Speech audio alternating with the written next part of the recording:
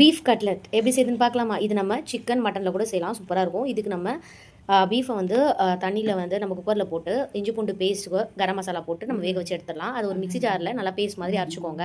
அதே தண்ணியில் உருளைக்கிழங்கையும் வேக வச்சு எடுத்துக்கோங்க. இப்போ நம்ம சாம்பார் பருப்பையும் நம்ம வந்து வேக வச்சு எடுத்துக்கலாம்.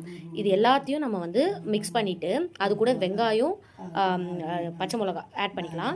ஆட் பண்ணிவிட்டு மசாலாஸ் வந்து garam masala 2 spoons, red chilli 3 spoons, அப்புறம் பெரி பெரி மசாலா இதுக்கு ஆட் பண்ணிக்கோங்க. சூப்பராக இருக்கும். பெரி பெரி மசாலா ஒரு 3 ஸ்பூன்ஸ் ஆட் பண்ணிக்கோங்க.